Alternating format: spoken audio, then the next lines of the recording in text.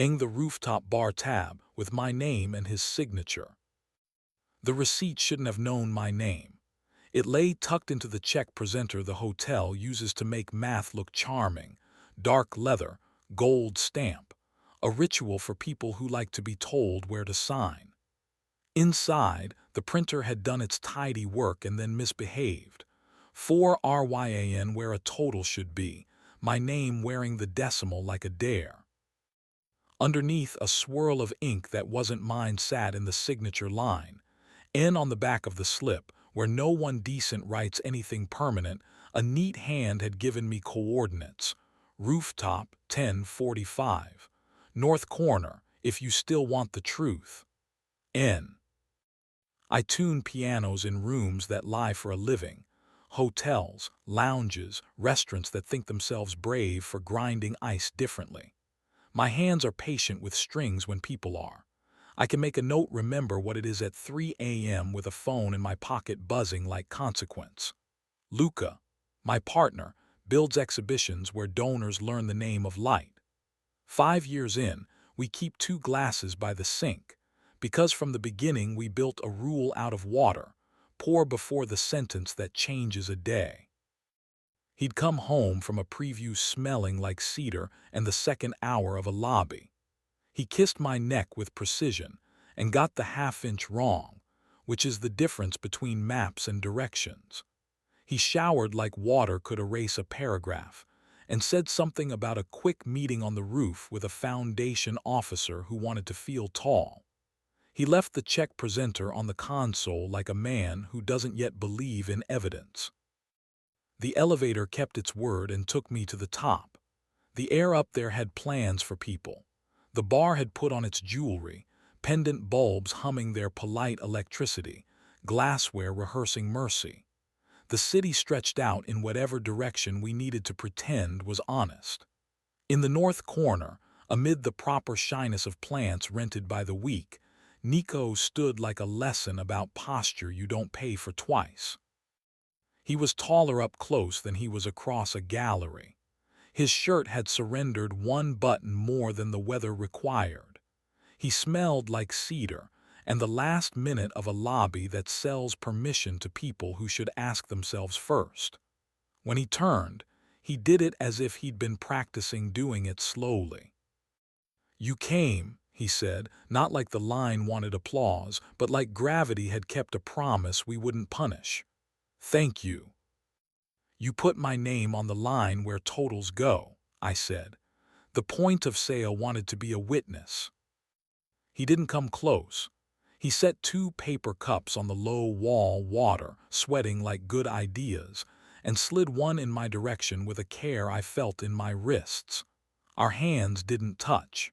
The air between them tried to be the narrative. We refused to cast it. "He thinks he's meeting me here to end it politely after his meeting with Heights," Nico said. "He promised the hotel he wouldn't ruin their evening rates. I wanted you to have the roof before he tries to tell it what a room is." "How long?" I asked, because arithmetic keeps theater from getting cocky. 8 months, he said. He didn't look away. "Started with rain and an elevator and a lobby that sells permission with carpet. I ended it twice. He sent me a photo of your breakfast with a complaint about my captions. I liked his sentences more than his reasons, and I hate that that's true." He raised his hand and stopped an inch from my wrist. That inch had laws. He'd offered its residency. He did not apply. The restraint was indecent, the mercy useful. "I didn't invite you for absolution," he said. "Secrets act heavy until you put them in right air.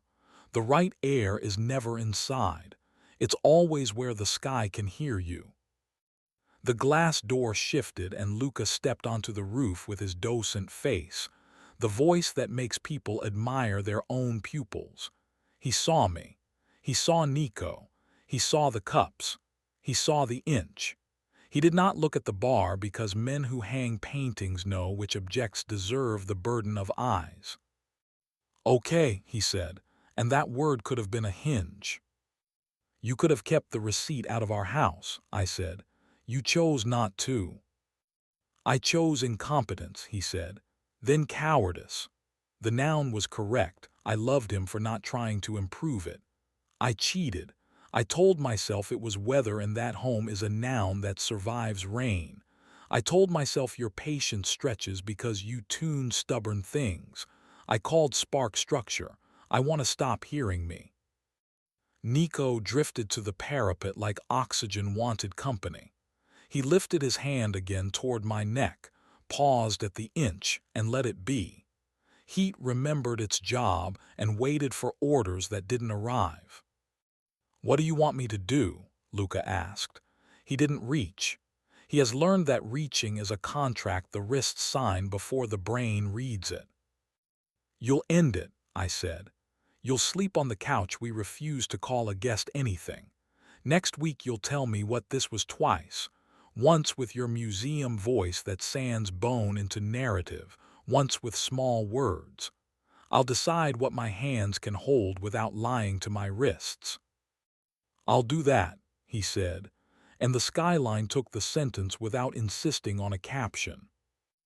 Nico breathed out once, close enough for breath to throw a map at my jaw without touching it.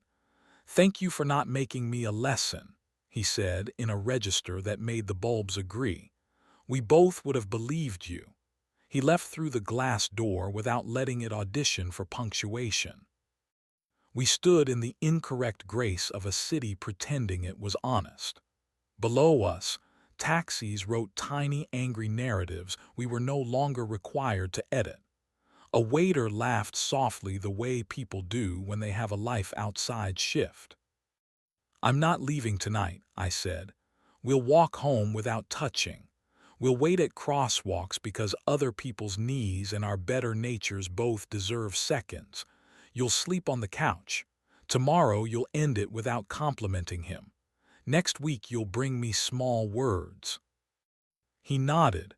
He didn't cry. I still love him for that. We took the service elevator because ceremony isn't a cure. In the lobby, a couple argued gently about whether art is about making or seeing. I didn't tell them both were verbs that cheat. The walk home let our feet decide the order of ideas. At the corner, a cyclist shaved the paint from a parking sign, and Luca's hand rose in reflex. His palm hovered near my hip, offering a mercy I could want and refuse without documentation. I refused. There is a modest heroism in choosing the boring tool that keeps the lock from lying.